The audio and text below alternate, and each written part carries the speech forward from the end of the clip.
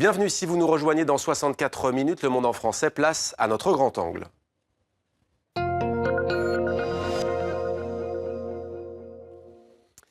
Hier, on les appelait voyageurs. Aujourd'hui, ce sont des migrants. Les mots sont importants et disent parfois bien des choses sur notre époque. Avec nous ce soir, dans 64 minutes sur TV5 Monde, Bernard Héberger. Merci d'être avec nous. Vous êtes l'un des découvreurs et aussi l'un des traducteurs d'un récit de voyage incroyable dont on va parler, celui de Anna Diab. Ça s'appelle D'Alep à Paris, les pérégrinations d'un jeune Syrien au temps de Louis XIV. C'est publié aux éditions Sinbad Actes Sud. Avec nous également en direct de Bruxelles, en Belgique, François De Smet. Bonsoir, merci d'être avec nous en direct sur TV5 Monde. Vous êtes philosophe, vous êtes le directeur de Myria, qui est la nouvelle agence fédérale de la Belgique en charge de la migration. Alors François De Smet, on l'a vu depuis hier, une question fait polémique. L'Autriche va construire un mur, en tout cas une grande barrière à sa frontière avec la Slovénie. C'est la première décision du genre pour un pays de l'espace Schengen en Europe. Est-ce que ça vous choque ? Oui, bien sûr. L'Europe continue à se barricader par rapport au Sud, par rapport aux migrations, au lieu de parvenir à réellement les gérer ensemble. On avait déjà la fracture entre Europe de l'Ouest et l'Europe de l'Est. On s'est bien reparlé d'ailleurs d'Europe de l'Est, ça faisait très longtemps. Donc on continue à être dans un football panique, un chacun pour soi, alors que de manière évidente, que ce soit pour l'asile ou que ce soit pour la migration, et pas seulement la protection internationale, mais les autres motifs de migration, eh bien on devrait se mettre ensemble pour songer à des politiques de répartition, d'application commune des critères de la Convention de Genève, pour faire en sorte que ces gens n'aillent pas à nécessairement poser le pied sur un pays européen pour introduire leur demande. On est en train d'assister à l'effondrement du système de Dublin et il est à espérer qu'on puisse se servir de cela pour essayer de bâtir quelque chose d'autre et arrêter ce chacun pour soi avec lequel on ne peut pas s'en sortir. Mais justement, tout le problème est là, François De Smet. On parle, y compris nous, journalistes, de crise migratoire. N'est-ce pas plutôt, au fond, une crise politique européenne, une crise même européenne avec un manque de leadership ? Les deux. Alors d'abord, il y a une vraie crise de l'asile. Il y a 59 millions de personnes déplacées de force. Ce chiffre n'avait jamais été aussi élevé depuis la fin de la Seconde Guerre mondiale. Ce sont les Nations Unies qui le disent. Donc il y a un vrai mouvement d'asile, de protection internationale, migratoire extrêmement fort. Mais à côté de ça, l'Europe n'en reçoit pourtant qu'une petite partie. Si on prend les Syriens, puisque c'est en partie le thème de ce soir, sur les 4 millions de personnes qui ont fui la Syrie, l'Europe en accueille comme quelque chose comme un peu moins de 300 000. La majorité se retrouve dans les pays alentours.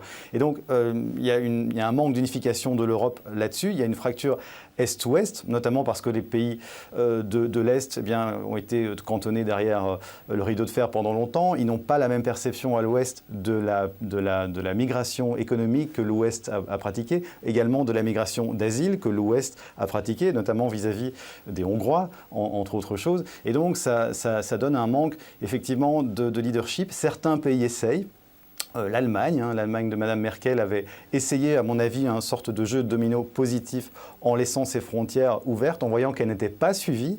Eh bien, elle a fait une sorte de marche arrière. Donc, on est dans un étrange jeu de poker menteur, avec toutefois certains accords concernant la relocalisation et la réadmission d'un certain nombre de migrants, l'ouverture de hotspots, même si on ne sait pas encore très bien à quoi ça va ressembler en Italie et en Grèce. Donc, on est comme d'habitude dans la construction européenne, à une étape où la crise nous met en demeure de nous construire et de progresser plus que jamais. Mais vous avez raison, c'est essentiellement un manque de leadership. Et le fait que l'Europe aussi, je terminerai avec ça, doit aussi repenser son rôle par rapport au monde. Il y a une sorte de complexe là-dedans. Pendant des siècles, l'Europe a été habituée à utiliser le reste du monde comme une sorte de terrain, qui était à sa disposition. C'est notamment l'Europe qui a dessiné un certain nombre de frontières qui sautent aujourd'hui. Là, elle est un peu, par les lois de l'histoire et de la géographie, obligée de se retrouver en voie d'être utilisée, instrumentalisée, simplement parce que géographiquement, elle est au cœur des conflits, qu'il soit à l'Est, qu'il soit en Afrique, qu'il soit au Moyen-Orient. Naturellement, nous sommes un espace de paix et de prospérité, mais rappelons qu'il y a un demandeur d'asile pour 1000 habitants, fin 2014, début 2015 en Europe. Donc la crise est grave. Mais en fait, en tant qu'Européens, nous avons largement les moyens d'y faire face et ce n'est pas ce 1 pour 1000 qui va bouleverser la sociologie et la démographie européenne. Restez avec nous, on vous retrouve dans quelques instants. Je me tourne vers vous, Bernard Héberger. Vous êtes aussi directeur de l'Institut d'études de l'islam et des sociétés du monde musulman à l'École des hautes études en sciences sociales. Vous travaillez beaucoup sur la question des chrétiens du Proche et Moyen-Orient. Mais d'abord, j'aimerais vous entendre sur cette crise migratoire, entre guillemets. De quoi, selon vous, est-elle le nom ? elle est le nom d'une crise internationale, ça a été dit, d'une crise en Europe, mais d'une crise aussi au Proche-Orient, qui a des racines très anciennes. Les frontières tracées après la guerre de 14, c'est une des origines de ce problème. Et puis des années de politique internationale, la question Israël-Palestine qui n'a jamais été résolue, et les régimes dictatoriaux avec lesquels on s'est arrangé pendant 40 ans, le pétrole qui corrompt les relations aussi et qui est à l'origine de cette propagande islamiste qui envahit tout maintenant. Alors on les appelle aujourd'hui migrants, je le disais. Hanna Diab, lui, était un voyageur. Il a quitté Alep au temps de Louis XIV. Il se retrouvait à Paris. Le périple est incroyable. Sur ces mots, peut-être d'abord migrant, voyageur, qu'était-il ? J'ai l'impression que ce mot migrant est un mot assez récent. Et je me demande, on pourrait se demander de quoi il est le nom, puisqu'avant on ne parlait pas de migrants, je crois. Ouais. Hanna est parti en voyage, mais ce voyage aurait pu se transformer en migration. Il a eu le projet de s'installer à Paris, de faire carrière à Paris, mais ça ne s'est pas fait. Il n'était pas du tout dans la situation de quitter son pays en crise, il n'y avait pas des colonnes de réfugiés sur les routes. Mais il a des points communs avec ce qui se passe aujourd'hui. C'était un jeune homme qui voulait échapper à sa famille, qui n'avait pas de situation et qui croyait qu'en partant, il allait trouver des opportunités. Ça, c'est un point commun avec aujourd'hui. Ouais. Quelque chose de radicalement différent, c'est qu'on voyageait très librement à l'époque. Il n'y avait pas... Dans la France de Colbert, on contrôlait les sorties, on ne contrôlait pas les entrées. On essayait d'attirer les étrangers. Mais quand Hanna est à Paris, au moment de la guerre de succession d'Espagne, c'est en train de changer. La police commence à contrôler les étrangers. Et il en est un peu victime. Mais contrôler les étrangers, à l'époque, alors qu'il n'y a pas de biométrie, c'est encore plus difficile qu'aujourd'hui. Est-ce qu'il y avait aussi cette peur dont on va parler tout à l'heure du migrant, de celui qui arrive justement, rappelons qu'il a quand même traversé en partant d'Alep, il a traversé toute l'Europe, hein. D'abord Chypre aussi, mais l'Égypte, la Libye, Tunis, il a fait un sacré parcours. Il n'y avait pas la peur de l'étranger comme aujourd'hui, ça n'a rien à voir, je crois. Un point commun avec les migrants d'aujourd'hui, c'est qu'on ne part pas au hasard, on part à des endroits où on a un réseau, où on a des gens qui vous accueillent et qui vous aident. Et ce qui est frappant avec Hanna, c'est que partout où il passe, il rencontre des Syriens avec qui il échange des informations, avec qui il se rend des services, et il rencontre aussi d'autres réseaux. Par exemple, c'est un bon chrétien, il profite beaucoup du réseau des religieux en Méditerranée. Par exemple, à Istanbul, il trouve du travail et un logement grâce aux jésuites. Ouais. Alors, quel est l'attrait, au juste à l'époque, pour l'Europe ? Ce n'est pas un réfugié économique, vous l'avez dit, quel est son attrait ? On sait que sur la route, il va par exemple découvrir pour la première fois des animaux qu'il n'a jamais vus, comme les cochons, même s'il est chrétien. À Alep, les femmes sont voilées, ce qui n'est pas le cas sur la route en Europe. Quel est son attrait ? Qu'est-ce qui le fascine, lui ? Bon, je pense que il y a une espèce de liberté qui vient du système social, notamment à la place des femmes, mais qui vient aussi du simple fait qu'il est parti et qu'il échappe au système d'Alep. À sa condition, au fond. À sa condition, au poids de sa famille, à toutes les règles en matière de comportement, etc. Ouais. Et il apprend, par exemple, le travestissement. Et je reviens à la question de la biométrie, c'est-à-dire qu'est-ce qui fait l'identité de quelqu'un à l'époque, c'est le costume. Donc si on change de costume, on change d'identité. Par exemple, à Chypre, il y a un sujet ottoman qui se jette dans la mer et qui monte sur le bateau français pour échapper aux autorités turques. Et qu'est-ce qu'on fait ? On lui met une perruque et un chapeau pour en faire un franc, pour en faire un occidental. Hanna, lui, d'Istanbul, pour entrer à Alep, il va se déguiser en franc aussi. Il va se mettre à avoir les cheveux longs et à porter le chapeau, et on va le prendre pour un franc. Donc, c'est assez facile de jouer sur les identités à l'époque, beaucoup plus sans doute qu'aujourd'hui. François De Smet, on a d'ailleurs vu ces questions d'identité pour pouvoir accéder à l'asile. Certains se faisant passer pour des réfugiés syriens parce qu'il y avait la guerre dans ce pays. C'est quelque chose que vous avez pu, vous, constater ?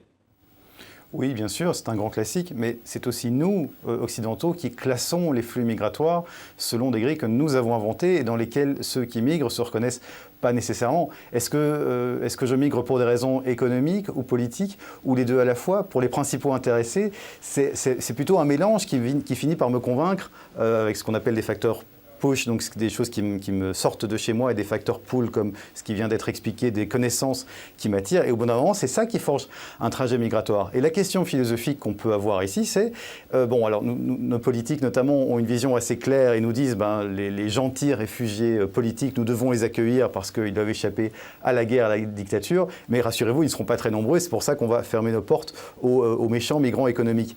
Mais c'est pas si simple. Est-ce que philosophiquement, moralement, il est beaucoup plus juste de vouloir quitter un pays parce qu'on est martyrisé ou persécuté par la guerre ou parce qu'on fait une dictature, que tout simplement, dans un grand nombre de pays, vouloir tenter l'aventure, refuser de vivre sur une terre qui ne va rien nous apporter, refuser le désœuvrement et vivre ailleurs. Ce que votre conversation me fait penser, c'est qu'au fond, le migrant, c'est aussi celui qui ne se contente pas de ce qu'il a, qui décide de faire une sorte de projet de migration, de vivre sa vie ailleurs, simplement parce que la vie telle qu'elle lui est promise là où il est, lui paraît insupportable. Rappelons aussi que sur la majeure partie de son histoire, l'être humain a été nomade. La sédentarisation, elle est relativement neuve. On vient tous d'Afrique de l'Est. La sédentarisation ne date que de quelques milliers d'années. La peau blanche qui est la nôtre, elle a 8000 ans maximum. Et moi, je pense qu'il y a aussi donc un complexe du sédentaire vis-à-vis du nomade, parce que le nomade, le migrant qui arrive, quelque part, il rappelle cela. Il rappelle que l'homme a pour vocation de voyager et de s'établir une fois qu'il est en sécurité ou qu'il a du bien-être, et que forcément, celui qui arrive parce que l'herbe est un peu plus verte chez nous rappelle une injustice de base qui est celle de l'inégalité de répartition des richesses, de l'inégalité de vivre là où nous sommes dans un espace de prospérité et de paix relative alors que d'autres ne le sont pas, et que donc, forcément, ça nous ramène à l'arbitraire du monde tel qu'il est. C'est ça aussi qui est à la fois de fascinant et de dérangeant pour le sédentaire qui voit arriver le nomade. Alors François de Smet, vous avez évoqué, on est pris par le temps, pardonnez-moi, on est un peu pris par le temps, vous avez évoqué le gentil réfugié, et non pas le méchant, mais en tous les cas celui qui ne correspondrait pas aux bons critères. En quelques secondes, Bernard Héberger, je me tourne vers vous, vous êtes un spécialiste des chrétiens, que vous n'appelez d'ailleurs pas volontairement chrétiens d'Orient, mais chrétiens du Proche-Orient et du monde arabe. Il y a aussi certains pays, certains dirigeants qui ont dit « moi j'accueille des réfugiés syriens, mais chrétiens et pas musulmans ». Là encore, qu'est-ce que ça nous dit ? D'abord, je pense que ça renvoie à l'identité chrétienne que ces gens-là réclament. Enfin, ils se disent chrétiens quand ils disent on va accueillir des chrétiens. Donc, c'est déjà une question qu'on peut se poser, dans quelle mesure ils sont chrétiens. Et de l'autre côté, ces chrétiens qu'ils accueillent, ils projettent sur eux une certaine idée de ce que c'est qu'être chrétien. Or, un chrétien d'Alep, un chrétien de Damas, ce n'est pas un chrétien hongrois, ce n'est pas un chrétien polonais. Il y a des christianismes comme il y a des islams dans le monde. Et donc, ce n'est pas sûr que ce soit plus facile pour un chrétien que pour un musulman de s'intégrer dans la société polonaise ou dans la société hongroise. Ouais. Je sais que des chrétiens qui sont venus et qui ont cru qu'ils venaient dans un pays chrétien ont découvert qu'ils sont arrivés dans un pays sécularisé et qu'ils n'ont pas trouvé, cette identité chrétienne qu'ils croyaient trouver. Merci beaucoup Bernard Héberger, François de Smet en direct de Bruxelles. Merci beaucoup à vous également d'avoir répondu à nos questions ce soir dans 64 minutes sur TV5 Monde.